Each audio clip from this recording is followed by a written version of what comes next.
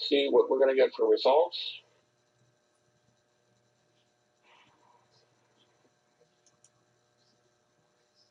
Oh, that's beautiful. Absolutely beautiful. All right. Lots of stars in there. Let's lower it again until the next refresh. We're going to try to get that background changed a little bit. I may switch. It's too bad that I did the color calibration after. I should have done the color calibration first and then take the dark field correction frames. That way we wouldn't have that red hue all around the screen.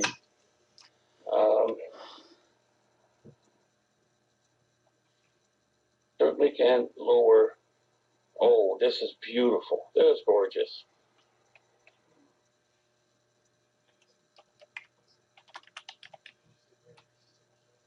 I don't know if you folks see the image or not.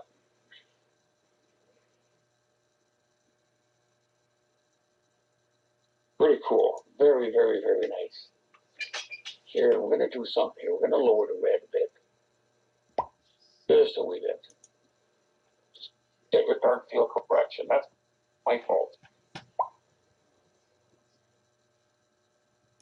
Oh, you don't see the image yet? Okay, all right. Slow internet, folks. I'm on DS. So, and it's very, very slow. Man, that sucks. I wish. Do you think with the technology we have nowadays and the computer power and everything, the countries like Canada, for example, that would allow to have real high-speed internet out in the country where I am here, and of course we don't. So that sucks. But it is what it is. We got to live with it. We got to do the best as we can with what we have, and this is what it's all about. Yes, I see the extended here, Jack, as well, and it's just gorgeous to look at. Beautiful. I'm going to lower the red a little bit more, Jack, just to see if we can lower that red hue. I just regret not doing the color calibration before doing the dark field correction frames, but that's okay.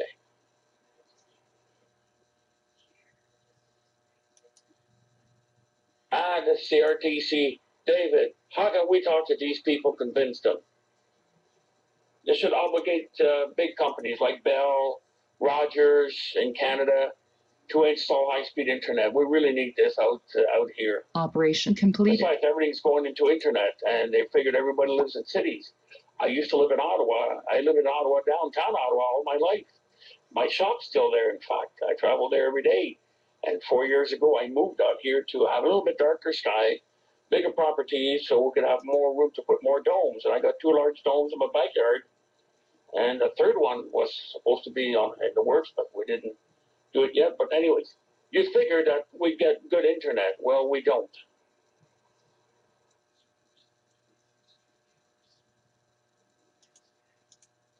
We're seeing a lot of stars in there tonight. I really like that.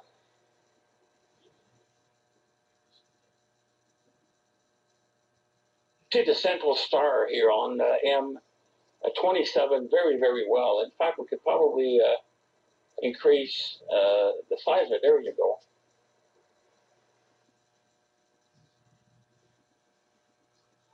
That's the fun part of using USB 3. I'm using a USB 3 connection, and we certainly get to adjust different sizes.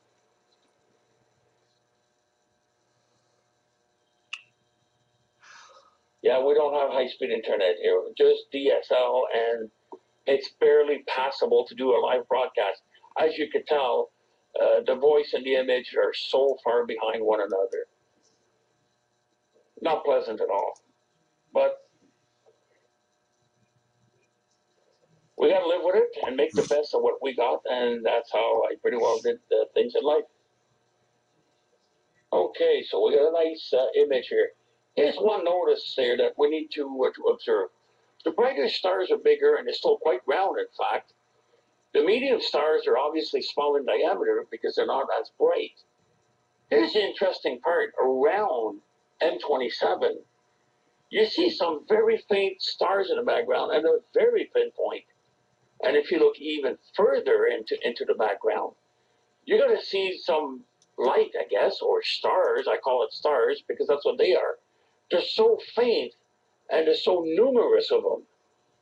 And it allows us to see, when we zoom the image like this, it allows us to see detail in those stars that we would normally miss if the image would be backed away as such. Sure, we're looking at a wide field of view now. I just switch it over. Beautiful image, nice pinpoint, good tracking, nice color, nice everything. But outside the nebulosity of it, if we use the zoom of the software, now it's set at 100%. This is the actual size of the frame, but it's my computer's not big enough to show us the full size frame. If you look on the right-hand side of M27, you're going to see some faint stars in there. And this is stuff that we normally miss if we back away or have a wider field of view. We're going to look at M27, the colors, the features, the stars in them, and the lobes, the upper lobe, the lower lobe, they're very easy to see. We're only using 20-second exposure here, so what I would like to do, though, actually, while I'm talking about this, hey, how about if we change exposure? Let's stop this and let's go to 30-second instead of 24. Okay, hang on, import. Let's go get my dark frame that I got here and reactivate this guy. Happen. Yeah, David, you're right. Not 5 hours sitting there twinkling your thumbs, wondering if you're going to get a good image or not. It's 20 seconds. Now we're going to bump it up to 30 seconds. I think it changed already. Okay, there you go.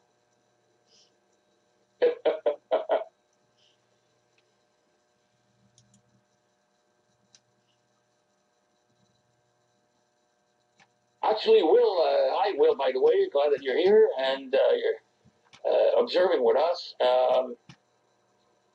I have no idea. I think Jack would actually be able to. But those faint stars, I've never seen any reference for them, what the magnitude is. That's a good question, actually, Will. Thank you for asking, because I'm going to look into it tomorrow when I go. Oh, that's right. I'll be at work at one point tomorrow, and I'm going to look into this. Now that you bring up this question, it's even more interesting. And oh, Jack's trying to match the field of view in Sky Tool. Okay. You guys are still seeing the magnified version of this right now? Because I got this set up at 100%. So M27 is right dead center. Jack, did you want me to back off the field of view and go back to the full field of view, or you want me to leave it the way it is? Yes, David. As an observer, amateur astronomer or professional astronomer, you need to observe. A person needs to observe. And looking at the object itself is neat, obviously. We could discuss all the features that we're looking at into M27.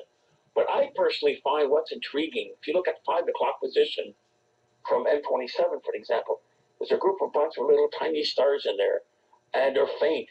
Boy, oh boy, are they ever faint. And that's the kind of stuff that intrigues me, because I know we're going far beyond what normal astronomers would do with an eyepiece and a scope. Obviously, they would never see those.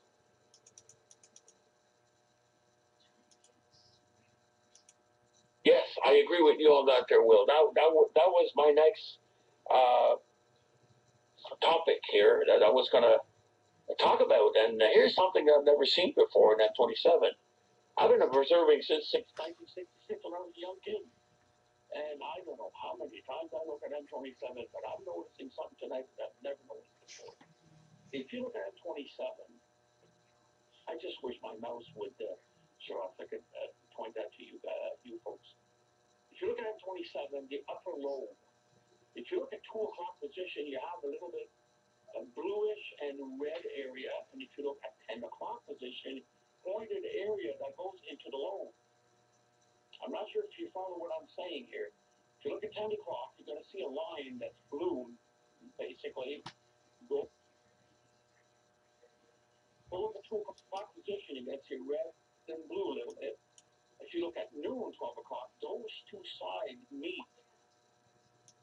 And because if you see that, I've never seen a feature before.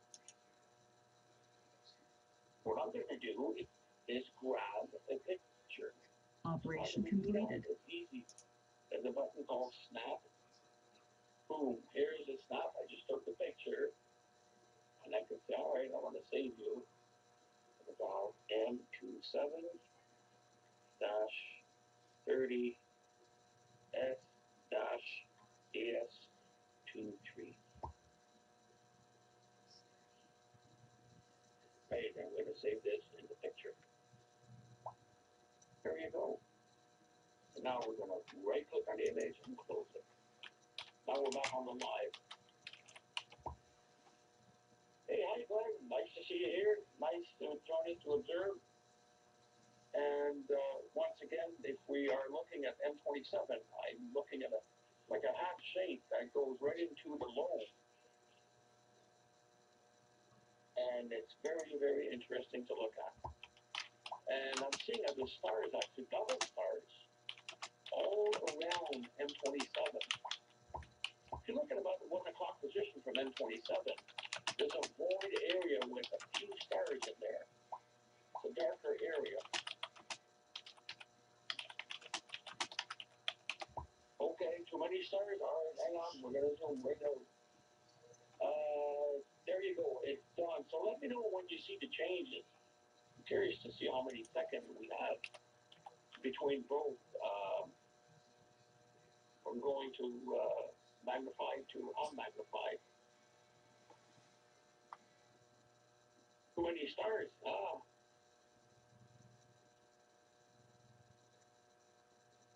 Yeah, I'm using, Glenn, tonight I'm using the SkyBearer DS2.3 PLUS. It's a lot of fun to use.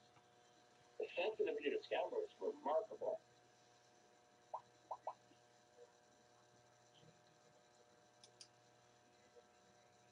Certainly is. It certainly is. Actually, Jack, I'm going to lower the camera a little bit to make it darker a bit, and might be it'll make it easier for you.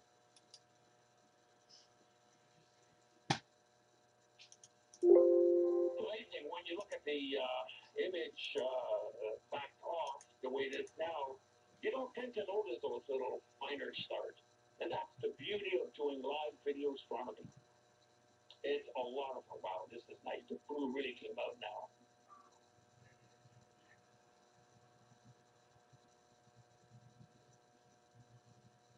That is very, very, very nice.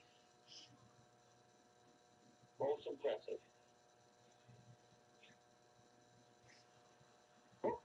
My mouth just said to switch over, guys. Hang on a sec. All right, let's go.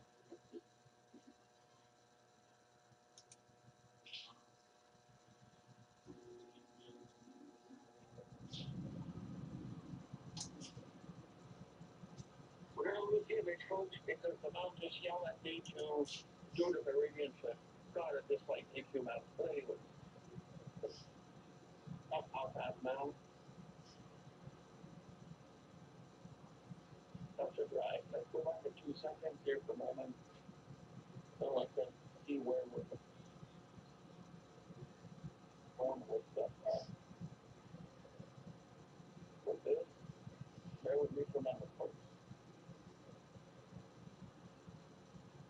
Now it's going to do a complete reversal. Take off the dark field correction. We're going to increase the gamma.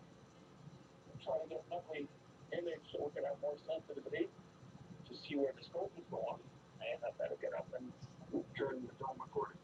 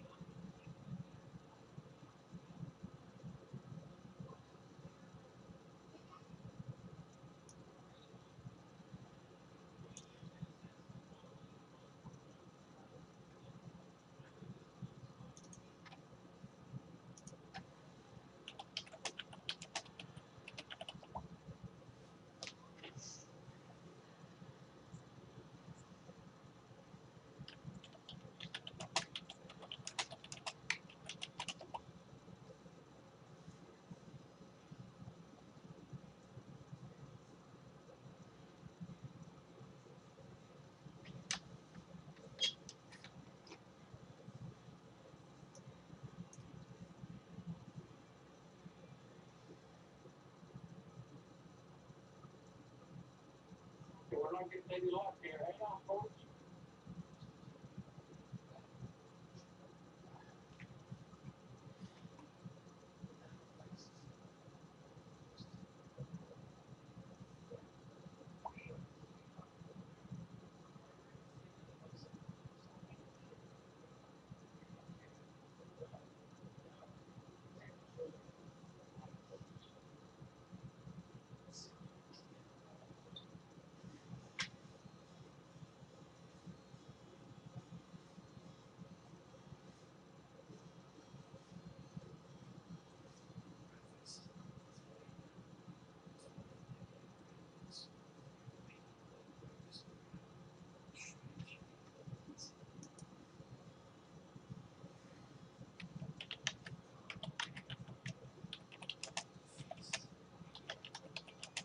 Okay, looks like we lost the 47 in the sky. So hang on, folks. We're to choose our target.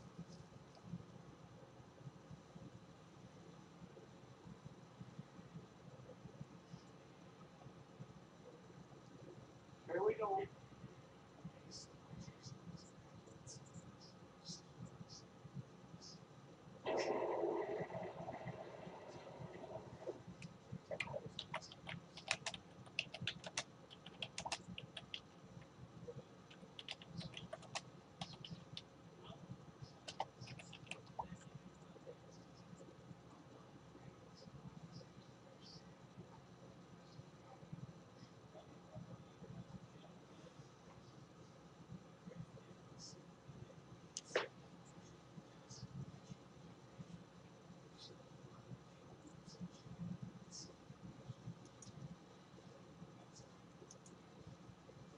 You're gonna choose a different target, folks. We lost in 47.